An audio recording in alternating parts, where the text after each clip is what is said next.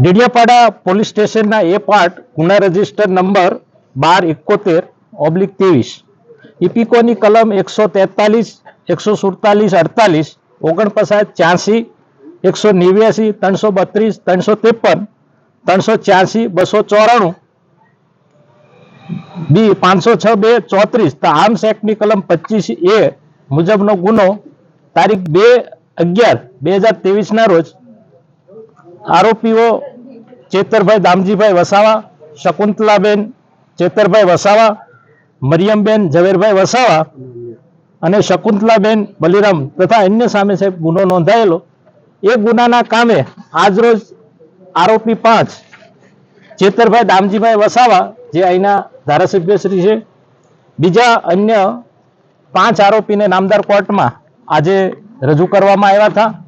એ દરમિયાન પોલીસે 14 દિવસના આરોપીઓ વિરુદ્ધ રિમાન્ડ માટેની અરજી કરી હતી।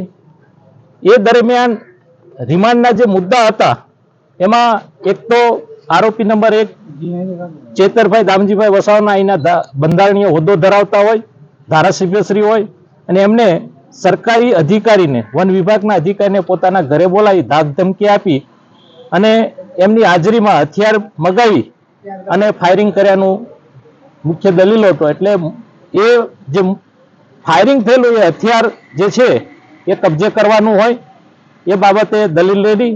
બીજું જે 60,000 રૂપિયા સરકારી કર્મચારીઓ પાસેથી જે મેળવ્યા હતા એમાંથી 30,000 રૂપિયા રિકવર થયા હોય આગળ આરોપી પાસેથી, આજે 30,000 રૂપિયા હજી બાકી હોય એ રિકવર કરવાના હોય। બીજું આ ગુનો નોંધાણ્યા એના 1 મહિનો ને 12 દિવસ થયા હોય અને કાલે જ હાજર થયા હોય ધારાસભ્યશ્રી અહીંના જે ધારાસભ્ય, એટલે એ ક્યાં હતા એ બાબતે પણ તપાસ કરવાના પોલીસ અધિકારીએ રિમાન્ડના મુદ્દામાં જણાવ્યું હોય અને એના આધારે આ તમામ મુદ્દાઓને ધ્યાને લઈ નામદાર કોર્ટે 5 આરોપીના દિન 3ના એટલે 18/12/2023 બપોર 12 વાગ્યા સુધીના રિમાન્ડ મંજૂર કર્યા છે। 3 દિવસના રિમાન્ડ વાત કરી છે।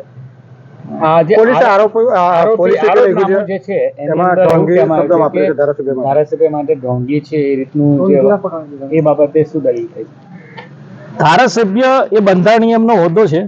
જ્યારે નામદાર કોર્ટની અંદર કોઈ આવતા હોય છે ત્યારે કોઈ હોદ્દો ધારણ કરીને આવતા નથી, બધા સમાન તરીકે આવતા હોય છે। એક આરોપી તરીકે જ્યારે આવે ત્યારે સમાન જ હોય છે। એટલે એ શબ્દ બાબતે પણ નામદાર કોર્ટે કોઈ પૃથ્થકરણ કે એવું કઈ એનો કોઈ જવાબ આપ્યો નથી। ધારાસભ્યના જે વકીલ છે એમણે પોલીસની જે ફરિયાદ છે એને જ ખોટી ગણાવી છે, એ બાબતે તમે કેવું કરશો?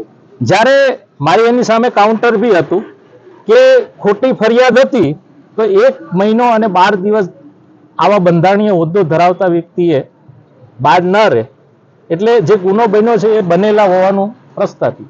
સર, 3 દિવસના રિમાન્ડમાં કઈ કઈ જગ્યાએ શું ખાસ કયા મુદ્દાઓને લઈને ધારાસભ્ય સહિત જે આરોપીઓને ક્યાં લઈ જવાશે અને કયા મુદ્દાને લઈને હવે એ તપાસનો વિષય છે, એ આયોગ તમને કહી શકશે।